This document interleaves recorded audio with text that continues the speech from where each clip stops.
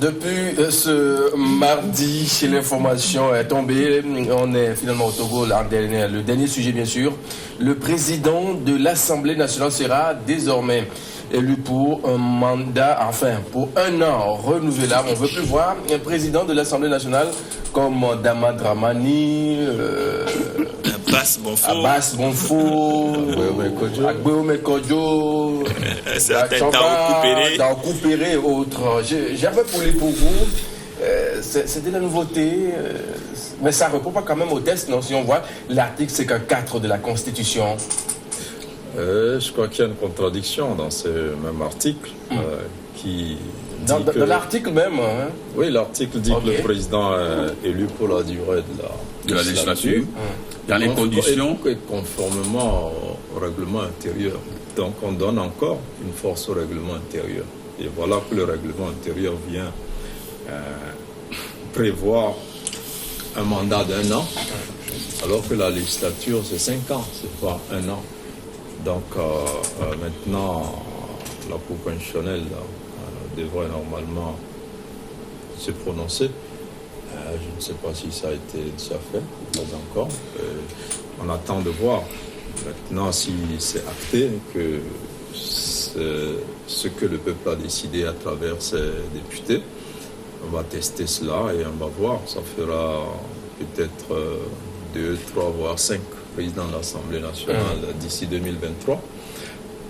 C'est une bonne chose de voir défiler ces personnalités-là. 1 an, c'est bien peu. Ça fait 365 jours. C'est vite passé. Et pour un poste aussi sensible que celui de président de l'Assemblée, qui est la deuxième personnalité du pays, le dauphin du président en cas de vacances du pouvoir, je crois qu'on aurait pu rester dans l'ancien système. Mais d'autres pays ont testé cela. Le Togo peut-être également l'expérimenter et peut-être que ça peut se révéler une bonne expérience. Et on attendra de voir. Non, Sylvestre. Non, moi je crois, en entendant peut-être le Abdou Assouma puisse quand même clarifier, donner sa version de sa position sur cette manière de faire des nouveaux députés. Mais moi, si je prends peut-être l'article 54, je me dis, si je lis très bien peut-être la quatrième ligne, je me dis que c'est anticonstitutionnel. Pourquoi je le dis? Parce que si vous prenez, lorsqu'on nous dit que le président et les bureaux sont élus pour la durée de la législature dans les conditions fixées par le règlement intérieur, ça veut dire qu'il y a 2 éléments. Le premier élément, c'est que c'est pour la durée de la législature. Et dans les conditions, n'est qu'un supplétif. En fait, c'est subsidiaire. N'est que supplétif. Et là, dans les conditions du règlement intérieur, le règlement intérieur en soi ne détermine que le fonctionnement des députés ou du Parlement. Ce n'est pas le règlement intérieur qui doit définir, du moins, la durée du mandat donc, du président. Le président est élu pour la durée de la législature. Ça, c'est un fait. Premier élément. Et maintenant, son fonctionnement, c'est dans le règlement intérieur. C'est tout. Maintenant, si les gens viennent encore nous blaguer, parce qu'aujourd'hui, ce qui est important, c'est la réforme constitutionnelle et institutionnelle. Mais je me demande pourquoi est-ce que on vient encore nous faire gaspiller de l'énergie à parler de quelque chose qui en soi n'est pas opportun. On veut quand même donner la chance à vous savez, quand même de ça va. D'abord, vient souvent de la majorité. Non, d'abord cette manière de procéder va fragiliser l'institution en soi. Parce qu'un président qui doit faire peut-être un mandat, il va faire peut-être 2 sessions. Si on dit 2 sessions, et puis, bon, il est vrai, les extras, il peut y avoir des sessions extraordinaires ou autres, mais en réalité, si on pense, donc il fera mieux que 2 sessions, je crois.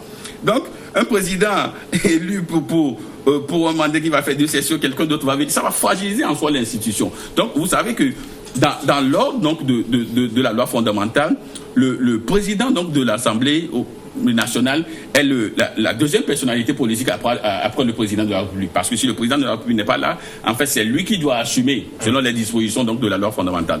Maintenant, si à chaque fois on doit changer comme les personnalités, je ne crois pas que le président de l'Assemblée nationale soit également capable d'avoir beaucoup plus de poigne devant ses députés, parce que si il faut juste un an, il essaiera donc d'amadouer les députés parce que pour qu'ils soient encore élus pour une deuxième fois. Donc, on n'aura pas un président de poigne qu'on a toujours peut-être vu avec les députés unis. Unis à la majorité, que Unis garde peut-être la présidence du Parlement et de l'Assemblée nationale pour que nous puissions avancer. Maintenant, c'est pas en réalité ce que nous voulons pour l'instant. Donc, il faudrait que la Cour constitutionnelle se pose donc rapidement sur ça et qu'on parle à Marc Aboffan, c'est quand même une chance, c'est quand même l'occasion de donner une chance à d'autres partis qui se retrouvent actuellement à l'Assemblée de goûter aussi à la chose. Ce qui se fait depuis un bout de temps quand on voit Dama Dramani, monsieur à la tête blanche, qui ouvre, qui ferme pendant 5 ans, ou bien d'autres d'Akou Péré à Guéomé. Guéomé peut revenir encore, hein? Ou bien en tout cas, pour moi, je ne le vois pas ainsi. Je ne vois pas du tout, en tout cas pour les 5 prochaines années, un président du Parlement autre que celui du NIRA, à moins qu'on ne dissolve le Parlement dans sa composition actuelle. Le président, quel qu'il soit, pour les 5 prochaines années, sera forcément issu du Parti uni. Même si Agbeyome, peut-être, parce qu'il a l'expérience de devenir président, peut-être qu'entre-temps, il ralliera avec son parti, ce n'est pas exclu, le Parti unir. Alors moi, je ne voudrais pas faire des interprétations juridiques de l'article 55. Je laisse le soin de l'article 54 de la Constitution. Je laisse le soin aux juristes de faire ce travail-là. Mais sur le fond même, quelle est la portée de cette décision? Quel est le besoin? Pourquoi les députés sentent le besoin de mettre un mandat renouvelable? Parce qu'il ne faut pas oublier aussi que le fait de mettre un mandat renouvelable, un président pourrait rempiler sur les 5 prochaines années. Donc on peut voir bien évidemment un président de Parlement élu aujourd'hui, mais auquel on renouvelle le mandat jusqu'à la fin de la législature. C'est une possibilité. Qu'est-ce qui explique ce besoin-là d'avoir un mandat de 1 an? Et c'est là que je déploie peut-être cette nouvelle assemblée. Mais sur ce genre de décision, surtout pour des nouveaux députés qui viennent d'arriver au Parlement, ces décisions doivent être documentées, expliquées.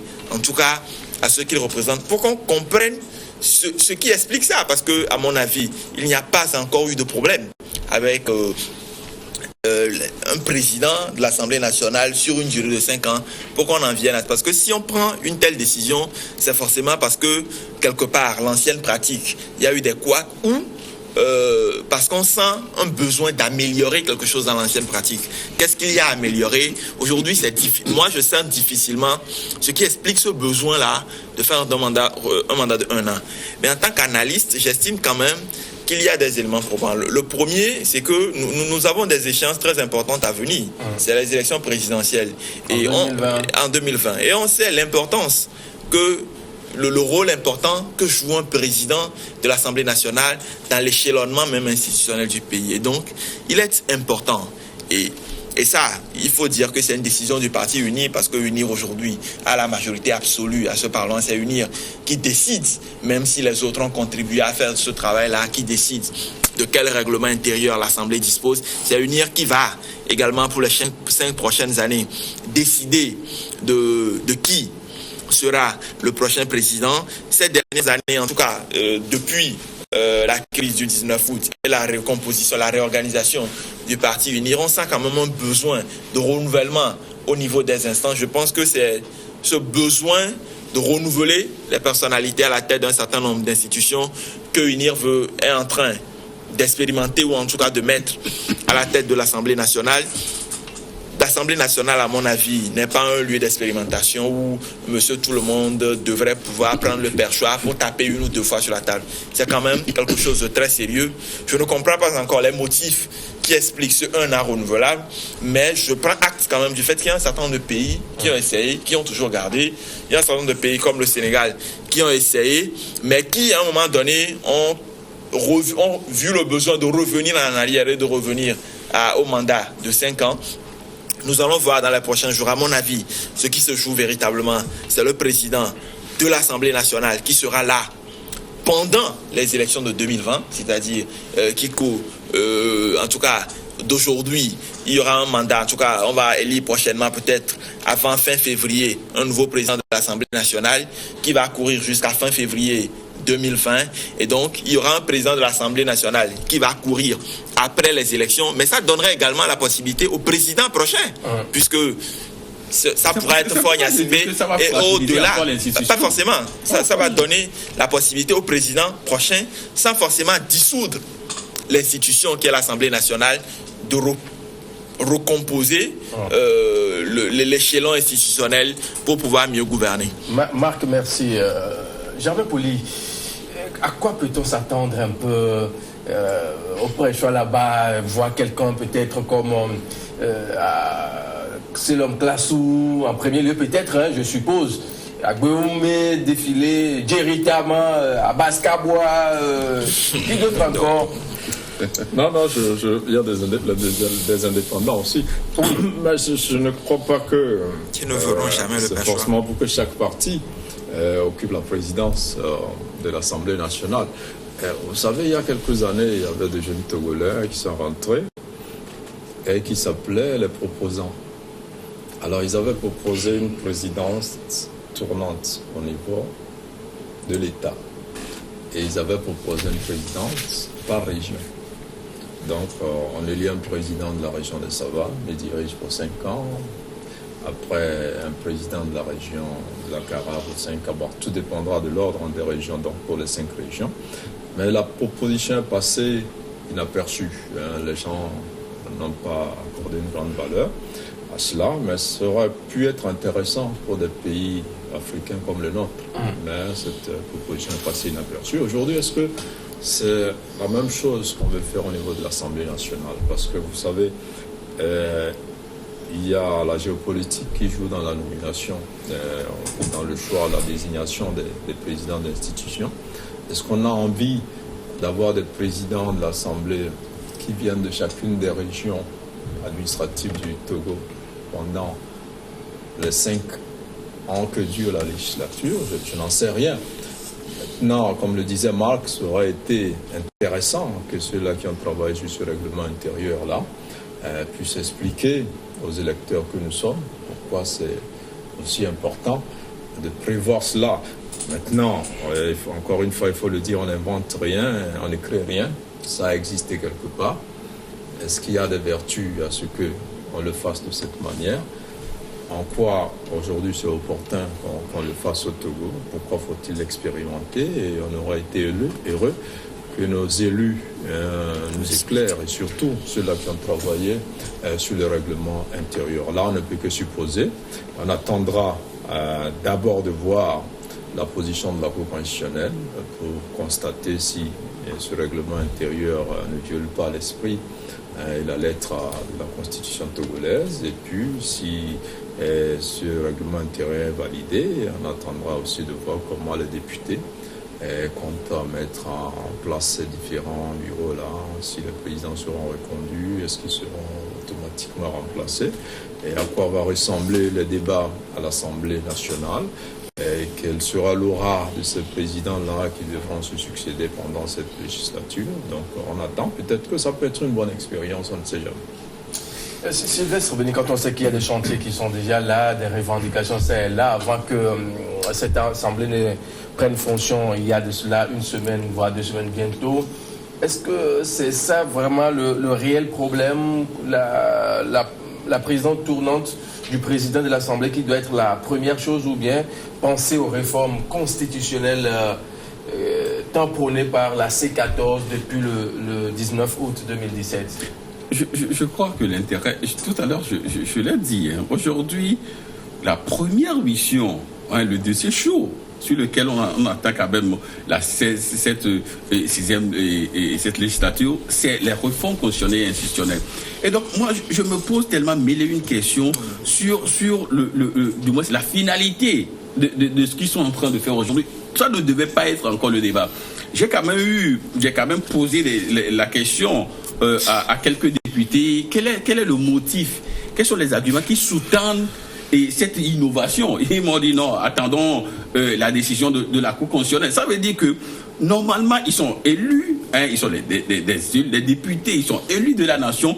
Ils doivent normalement communiquer, hein, sur le bien fondé de ce qu'ils sont en train de faire avant que la Cour constitutionnelle puisse trancher. Aujourd'hui, moi, si la Cour me dit que non, ce qu'ils ont fait est valable, ça va encore créer des polémiques inutiles. On va encore prendre des temps fous pour discuter de cela, alors que le besoin aujourd'hui, c'est qu'on fasse les réformes constitutionnelles et institutionnelles pour qu'on sorte donc de l'ornière. Ça fait des années qu'on parle donc de ces réformes-là. Et je l'ai toujours dit, que depuis 2004, si on peut le dire ainsi, depuis les 28 engagements au temps du général Gnassingbé Eyadema, on parle déjà des réformes. Après, et le général est décédé en 2005, et il y a eu la PG, l'accord politique global, signé le 20 août 2006, on parle des réformes. On a pris 12 ans jusqu'à ce qu'on arrive à cette crise du 19 août 2017, où finalement l'UNIA a introduit un projet de loi en septembre 2017 au Parlement. Il y a eu quand même des couacs. Et nous sommes encore revenus, il y a eu la comité, la CEDEAO et tout cela. Donc on prend un temps fou pour les réformes. Et maintenant, quand j'écoute peut-être les députés, ne serait-ce qu'Abbas Kabou, Adjeri, Tama, Aguillaume et autres, eux-mêmes, ils ont dit que leur mission première aujourd'hui, c'est la réforme. Maintenant, on vient encore nous sortir donc du moins de ce schéma-là. On va encore sur un plan où nous allons encore prendre un temps fou pour discuter. Non! Il faudrait quand même que la Cour, je l'ai dit, que la Cour se prononce rapidement sur ce dossier-là pour que les députés qui sont là aujourd'hui puissent véritablement faire, parce que c'est au niveau des réformes où il y aura quand même tellement de polémiques, parce que il y aura la présidente du chef de l'État, il y aura tout. Donc sortons rapidement donc de ce cliché-là pour avancer le pays. Marc Aboflan, est-ce que le temps était vraiment opportun à ce qui se passe actuellement au niveau de l'Assemblée présidence tournante, il faut passer la main à quelqu'un d'autre un an après? C'était ça le réel problème actuellement? Non, je l'ai déjà dit, je ne comprends pas le motif de cette décision. Si je la comprenais, je répondrais mieux à cette question.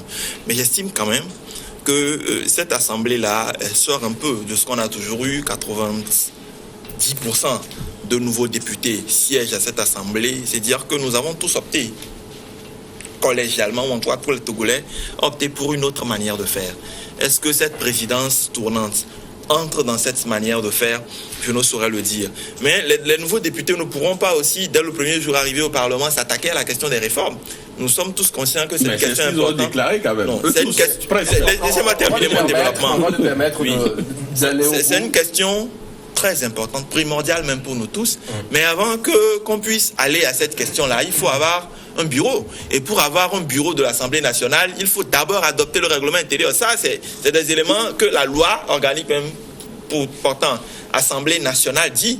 Et donc, il faut adopter ce règlement. Maintenant, introduire ces éléments dans le... Il y a beaucoup d'autres éléments aujourd'hui dont on ne parle pas. Il y a la composition, par exemple, des groupes parlementaires. Il y a plein d'éléments qui rentrent dans le règlement intérieur. Et à mon avis, c'est une question comme une autre. C'est nous qui faisons de la polémique dessus. Les députés eux-mêmes n'en parlent pas. Et donc, j'estime que pour eux, c'était pas une question à polémique. On aurait peut-être voulu mieux comprendre les motifs de cette décision, mais elle est déjà prise. Il faut que la Cour constitutionnelle donne son avis, qu'on passe à l'élection du bureau avant. S'ils ouvrent une session ordinaire et qu'ils ne s'attaquent pas à la question des réformes, on peut les attaquer. Mais là, déjà dire qu'ils n'ont pas posé la question des réformes, c'est dire que c'est trop tôt.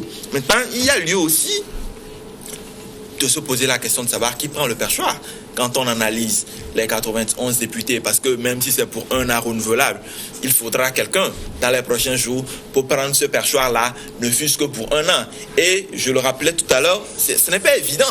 C'est vrai que c'est une disposition qui est prise, mais ce n'est pas évident qu'à la fin des 1 an, on le change, puisque ce n'est pas même un mandat renouvelable pour une seule fois. Il faut qu'on se dise que 2 ans après, la personne pourra partir. Aujourd'hui, c'est un mandat renouvelable, comme notre Constitution le dit pour le président de la République. Donc, le président qui sera élu prochainement pourra remplir autant de fois qu'il voudra jusqu'à ce que les députés décident de le changer. Et c'est une question que j'abordais dans la nouvelle parution de Faits et Chiffres, parce qu'il y a beaucoup de personnes qui ne sont pas forcément au fait de la pratique parlementaire. Leur manière même de prendre l'Assemblée, on les a vus un peu sur leur premier débat et tout, on comprend qu'il y a beaucoup qui n'ont pas les compétences même pour faire le travail de député. Le perchoir pourrait échoir peut-être à Selom Klassou, qui a déjà une longue expérience en tant que parlementaire, qui a été vice-président pendant 2-3 ans avant de devenir Premier ministre. Mais au-delà de Selom Klassou, il y a également Stanislas Baba, qui jusque-là a été le conseiller du chef de l'État chargé, en tout cas des questions de la mairie des réformes économiques liées au MCC, qui siège désormais, élu du Haut-Oti. Et à mon avis, la présidence devrait se jouer entre ces deux personnalités-là, en tout cas de la majorité présidentielle, qui, dans les prochains jours, on le verra, l'un d'entre eux prendra le perchoir, et peut-être pour 1 an ou pour plusieurs années. Gervais Paulet, vous voyez la chose de la même façon. Est-ce qu'on ne peut pas voir peut-être pour une première fois le président sorti peut-être de l'UFC, ou on le donne peut-être à Jerry Tama ou à un Abbas Kabwa, peut-être pour tenter autre chose, voir? Moi, je crois que généralement le président vient du parti majoritaire donc oui, à l'Assemblée. Ça ne servirait à rien donc d'être majoritaire et donner la présidence. Tout dépend s'il s'agit d'un accord politique. Que cache finalement cette proposition-là? Oui, mais je pense qu'elle ne cache rien. Peut-être que le député a envie de faire les choses autrement. Bon, nous, on a pronostiqué, on dit pourquoi pas une femme au perchoir ou à la primature. Si Klassou vient au perchoir, ça veut dire qu'il quitte la primature. Peut-être, on ne sait jamais. On attend de voir. Et comme le disait Marc, il faut un bureau. L'important, c'est pas qu'il y ait le président de l'Assemblée. En réalité, il n'a pas un rôle extraordinaire. C'est vrai que c'est... Non, mais c'est la deuxième personnalité de l'État. Oui, en cas de vacances. Mais il doit être là avant que le pouvoir soit vacant. Il est beaucoup plus important. Ce qui est important aujourd'hui... Notre histoire politique même. Et puis, il n'y a pas que les questions des réformes. Je discutais aujourd'hui avec un expert comptable qui parlait de la loi sur les impôts et tout ça. Oui. Et qui s'étonnait que les députés qui sont sortis aient voté cette loi sans chercher à la comprendre véritablement. Et donc on parlait de la capacité des députés. Donc il y a une formation qu'il faut donner aux députés. Et il y a le PNUD qui investit beaucoup dans la formation des députés dans certains pays, notamment comme au Bénin. Et surtout même par rapport à la loi de finances, pour l'étudier, le budget, c'est pas aisé. Donc je crois que ces députés vont apprendre. Ceux qui sont sortis n'ont pas forcément fait le grand travail. Et puis dans le nouveau règlement intérieur, je crois qu'il y a quand même prévu des sanctions pour ces députés. Déserteurs qu'on ne voit pas à l'Assemblée. Qui viennent une fois par an. Voilà, et vous avez vu dans la législature sortante, c'est 20 000, non? Vous avez vu plein de députés, des gens, le leader de l'opposition par exemple, il était presque invisible à l'Assemblée. Il ne venait pratiquement pas. Et nous, on avait quand même le leader. Non, mais c'est un député.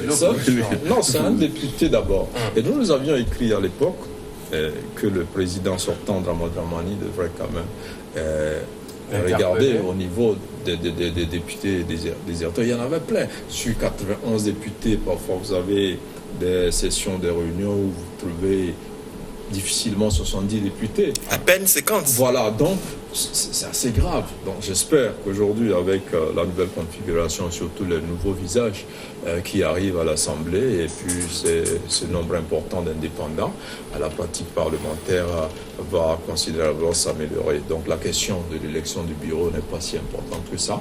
Que ce soit un président élu pour 5 ans ou pour 1 an renouvelable. Après, il faut que les députés fassent le travail pour lequel ils sont élus, et je crois qu'on peut avoir confiance. On espère tout simplement qu'ils auront les outils nécessaires pour mieux faire le travail, voter les lois et contrôler l'action du gouvernement. Sylvestre Bédin, vous voyez qui, comme président, déjà dans le rang de la majorité? Non, écoutez, moi je ne veux pas faire de... Là, il y a des têtes qui s'y connaissent vraiment. Hein. Non, vous savez, moi ça m'importe peu. Je l'ai tout à l'heure dit, UNI a gagné et que UNI choisit peut-être quelqu'un pour qu'il soit au perchoir. Moi, ce n'est pas en réalité ce qui m'incombe aujourd'hui. Aujourd'hui, je veux véritablement qu'on puisse installer ce bureau-là et que les questions qui préoccupent aujourd'hui, vous savez, ce qui préoccupe aujourd'hui, c'est pas qui sera au perchoir, non. Ce n'est pas qui sera là. UNI a gagné, UNI a toujours été au perchoir dans ce pays, mais rien n'a véritablement fonctionné au niveau de l'Assemblée nationale. Donc, que ce soit M. Baba, que ce soit M. Klassou, que ce soit peut-être, je ne sais pas, Menya Singbe, moi, ce n'est pas aujourd'hui ce qui m'importe. Aujourd'hui, ce qui m'importe, c'est qu'on puisse avoir un bureau élu et qu'on puisse véritablement entamer les questions essentielles, les questions qui préoccupent aujourd'hui du moins la population. Donc voilà, c'est dans ce schéma-là que moi je suis. Mais bon, qui sera là, franchement, c'est pas ma tasse de thé, quoi. Marc Aboflan, pour terminer. Vous savez, je voudrais peut-être revenir pour terminer sur la pratique parlementaire. Il faut que la pratique parlementaire soit meilleure et ça passe par la formation des députés parce que une chose est de battre campagne pour se faire élire, une autre est de s'aguerrir véritablement pour le travail qui les attend. Et c'est là que j'apprécie les dispositions du nouveau règlement intérieur qui en tout cas permettent aux députés ou en tout cas va un peu contraindre les députés à être plus présent. Il faut même, à mon avis, dissocier, parce que le chef de file de l'opposition l'a dit, c'est une institution. Et donc, si c'est une institution, il faudrait que ce soit un poste qu'un député ne puisse pas occuper, parce qu'il n'y a aucune autre institution où vous pouvez être élu et président et responsable d'institution. Il faut dissocier aussi ce poste-là des députés. Si quelqu'un qui est élu se retrouve chef de file de l'opposition, il faudrait que cette personne-là puisse passer la main, véritablement, en tout cas puisse passer la main à son successeur pour siéger au titre de chef de file. Et donc il faudrait des députés qui soient plus présents, non seulement pour le travail parlementaire, mais au sein de la population, qui comprennent le besoin. Tout à l'heure, on parlait de la loi des finances, du code des douanes et des impôts. On va forcément revenir prochainement dans nos prochaines rencontres sur ce plateau. Messieurs, c'est ainsi que se referme ce rendez-vous de ce soir. Marc Aboflan, il est le directeur de publication de Faits et Chiffres, également administrateur général de Élite d'Afrique. C'est un site d'information. Sur le même plateau, Sylvestre Béni, directeur de publication La Manchette, et puis Germain Pouli, DP également, du journal Le Togo Réveil. On vous dit tous bonne soirée chez vous et que la bénédiction divine soit.